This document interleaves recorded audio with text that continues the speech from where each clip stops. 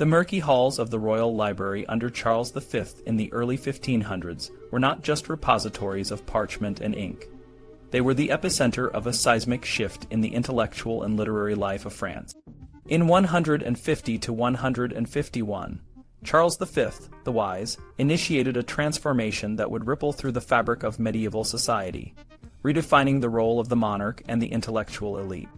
The air was thick with the scent of ambition and the rustle of pages as scholars and scribes toiled under the king's patronage, crafting a new vision of governance and culture. Nicole Oresme, a key figure in this transformation, was tasked with translating and interpreting Aristotle's Politics for the king. His Livre de Politique d'Aristote not only translated the ancient Greek text, but also contextualized its principles for the contemporary French court. Oresme's work was more than a mere translation.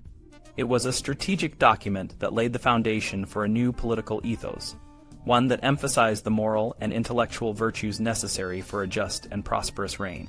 Oresme's influence extended beyond the political sphere. His work on the Livre de Politique was part of a broader cultural project that sought to integrate the wisdom of the ancients with the realities of the medieval world. This project was not limited to the royal court. It permeated the intellectual milieu of Paris, a city that was rapidly growing into a cultural and political powerhouse. The manuscript culture of the time was a vibrant and dynamic ecosystem, where ideas and texts circulated, evolved, and were reimagined. Christine de Pizan, a prominent figure in this cultural renaissance, captured the spirit of the age in her Le Livre des Faits et Bons Moeurs du Sage Roi Charles V. Through her work, she not only celebrated the virtues of Charles V, but also contributed to the discourse on governance and ethics.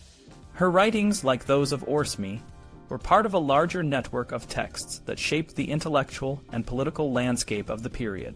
The manuscript culture of the time was marked by a complex interplay of text and image, where the physical artifact itself was a site of meaning and interpretation. Marginalia, illuminations, and rubrics were not just decorative elements. They were integral to the reading experience, stimulating modes of perception and thought that were unique to the medieval mind.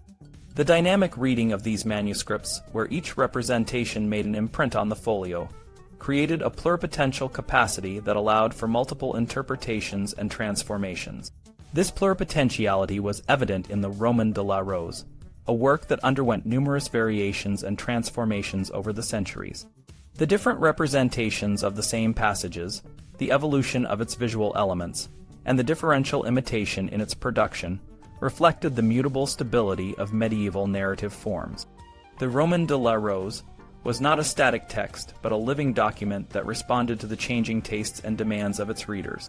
The manuscript culture of the time was also a reflection of the patronage system, where the interests and tastes of noble and royal patrons shaped the content and form of the works produced. The Roman de la Rose and other manuscripts were often tailored to the expectations and desires of their patrons, resulting in a rich and diverse corpus of texts that were both a product of and a response to the cultural and political milieu. The transformation initiated by Charles V and his scholars was not just a shift in the content of the texts, but in the very process of their production and reception. The manuscript culture of the early 1500s was a dynamic and regenerative force, constantly evolving and adapting to the changing world. It was a time when the written word was not just a record of the past, but a living, breathing entity that shaped the present and anticipated the future.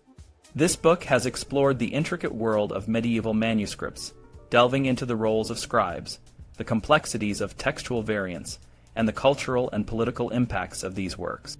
We've seen how scribes were not mere copyists, but creative participants in the transmission of texts.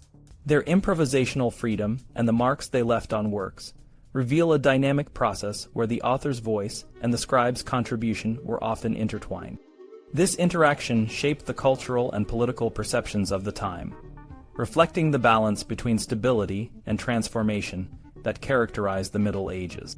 The examination of medieval manuscripts also highlighted the importance of visual elements, such as illuminations and miniature paintings, which served as visual commentaries and metaphoric languages, enhancing the textual narratives. These visual and textual elements worked in tandem, often creating a dialectical response that enriched the original folios. The variants found in these manuscripts, from rubrics to miniature paintings, underscores the pluripotential capacity of medieval literature, where each manuscript version offered a unique perspective. We've also discussed the role of technology in creating and preserving these manuscripts, from the digital repositories that make them accessible today to the ancient methods of codicology and paleography that help us understand their creation. The digital age has opened new avenues for scholarly research, allowing for synoptic readings and the curation of big data, such as the Sloan Digital Sky Survey, which mirrors the medieval practice of compiling and cross-referencing information. The book has also touched on the philosophical and aesthetic dimensions of medieval thought, exploring how figures like Augustine and Aristotle influenced medieval views on knowledge, virtue, and the nature of the world. The concept of virtue, particularly as a prime characteristic of the citizen subject, was a recurring theme, reflecting the ethical and intellectual ideals of the time. Finally, we've considered the broader implications of these studies, recognizing the interdisciplinary nature of medieval culture and the innovative approaches that modern scholars bring to the field. The series Medieval Interventions embodies this spirit, welcoming works that push the boundaries of traditional thinking and engage with digital humanities, gender studies, and environmental perspectives. In essence, this book has aimed to illuminate the rich and multifaceted world of medieval manuscripts, showing how they are not just relics of the past but living documents that continue to inspire and challenge us. By understanding the scribes, the texts, and the cultural contexts in which they were created, we gain a deeper appreciation of the medieval world and its enduring legacy.